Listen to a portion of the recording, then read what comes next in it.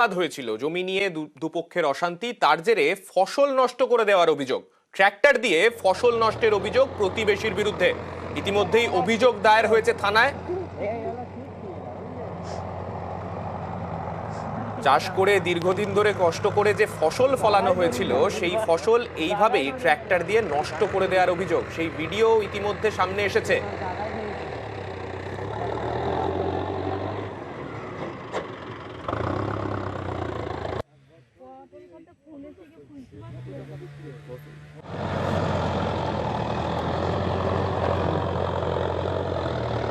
অনুপম আমাদের সঙ্গে রয়েছেন, আমাদের প্রতিনিধি অনুপম। আমি অনুপমকে জিজ্ঞাসা করবো, অনুপম, দীর্ঘদিন ধরে মানুষ কষ্ট করেই ফসলটা ফলিয়েছিলেন, তারপর কি নিয়ে এমন বিবাদ যার জন্য একেবারে ট্র্যাক্টর দিয়ে এইভাবে ফসল নষ্ট করে দেওয়া হলো?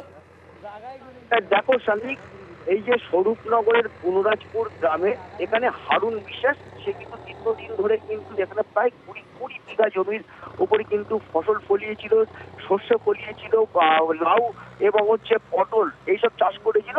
কিন্তু জমি বিবাদ একটা চলছিল, কিন্তু সেই জমি বিবাদের জেরে গতকাল হঠাৎই ট্রাক্টর নিয়ে এসে, প্রায় 2 থেকে 2-3টে ট্রাক্টর নিয়ে এসে একদম পাকা ফসলে মরিত হয় যাকে বলে, সেই পাকা ফসল একদম ট্রাক্টর দিয়ে একদম চুষে দেওয়া হয়, একদম নষ্ট করে দেওয়া হয়।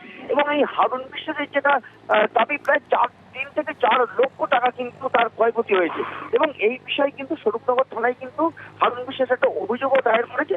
অভিযোগ দায়ের করেছে কিন্তু তার প্রতিবেশী ফজলে বিশ্বাস ও গফ্ফর বিশ্বাসের বিরুদ্ধে। হারুন বিশ্বাসের যেটা দাবি, এই ফজলে বিশ্বাস এবং গফ্ফর বিশ্বাস সে অবৈধভাবে তার জমি দখল করার চেষ্টা করছে এবং তাতে মদত দিচ্ছে এলাকার কিছু তৃণমূলের নেতৃত্ব। কিন্তু এলাকার এই যে বনগাঁ সাংগঠনিক জেলার তৃণমূলের সহ সভাপতি নরেন সর্দার, তিনি কিন্তু পরিষ্কার জানিয়ে এই জিনিসের কিন্তু প্রতিবাদ করেছে যে এই যে ঘটনা ঘটিয়েছে এটা খুব অনৈতিক এবং এটা একদম অপরাধমূলক কাজ। ফসল নষ্ট করাটা, এটা ফসল কেটে নেওয়ার পরে, যাই হোক ফসল কেটে নেওয়ার পরে তার একটা বিচারযোগ্য বিষয় ছিল, কার জমি কি ব্যাপার সেটা পরে বিচারযোগ্য বিষয় ছিল, কিন্তু এইভাবে ফসল নষ্ট করাটা উচিত হয়নি। এবং পাশাপাশি তিনি এটাও জানিয়েছেন যে এটা কোনো প্রতিবেশীর সঙ্গে গন্ডগোলের জেরে এই ঘটনা ঘটেছে, এর সঙ্গে তৃণমূলের কোনো যোগসাজশ নেই। আচ্ছা অনুপম, যেমনটা বলছিল যে বিবাদের কথা, সেই বিবাদের জেরে এতটাই তার ভয়াবহতা চলে গেল যে গোটা ফসলটাই নষ্ট করে দেওয়া হলো। যারা অভিযোগ করছেন ফসল নষ্ট করা হয়েছে তাদের বক্তব্য, যাদের বিরুদ্ধে অভিযোগ তাদের কি বক্তব্য, দুপক্ষের বক্তব্যই শুনবো। স্থানীয় কিছু তৃণমূলের সাহায্যে আমাদের ফসল ক্ষেত নষ্ট করেছে, একাধিক ফসল ক্ষেত, তার ভিতরে লাউ ক্ষেত, আপনার পটল ক্ষেত, সরিষা ক্ষেত সব ছিল। এটা করেছে আপনার ফজলে আর গফ্ফারের ছেলেরা, এবং ওরা দুই সহকারে সব কিছুই নষ্ট করে দিয়েছে। কালকে বাইরের থেকে অনেক লোকজন নিয়ে এসছে, আমরা কয় ভাই দেখলাম ওখানে যদি যাই তাহলে আমাদের হয়তো মার্ডার টার্ডার করে দিতে পারে, ওদের কাছে অনেক কিছু ছিল। এসে বড় ট্রাক্টর নিয়ে এসে গার জোরে, এখানে একজন স্থানীয় টিএমসির নেতা আছে, তার নেতৃত্বে ফজলে গফ্ফার, ওনারা দুই ভাই থেকে ওনাদের ছেলেপিলে থেকে এই ঘটনাটা ঘটিয়েছে। আমরা একটা চাচ্ছি প্রশাসন যার এর জন্য একটা সঠিক তদন্ত করে সুষ্ঠু একটা বিচার করার জন্য। ওই জমিটা একদম ওদের না। আচ্ছা, ওই জমিটা আমাদের জমি, ওরা মানে আওয়াজ করা ওই জমিটাও, কিন্তু ওরা আমাদের জমিটা ওরা ছাড়িনি, আর ওদের জমিটা ওরা নিয়ে নিয়েছে।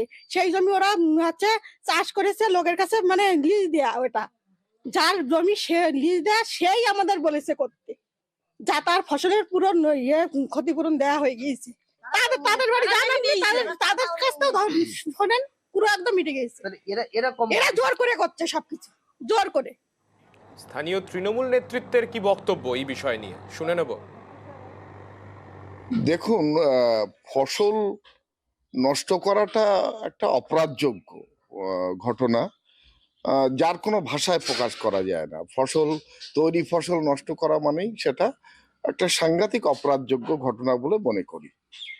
এখন এটার সাথে তাদের পারিবারিক কোনো বিষয় থাকতে পারে, আমার কাছে যা খবর আছে, কিন্তু তৃণমূলের সাথে যোগ আছে বলে আমার মনে হয় না। কারণ এটা সম্পূর্ণ যারা সমাজ বিরোধী, অ্যান্টি সোশ্যাল সমাজ বিরোধীরাই এই ধরনের কাজ করতে পারে, তৃণমূল কখনো এই কাজ করতে পারে না।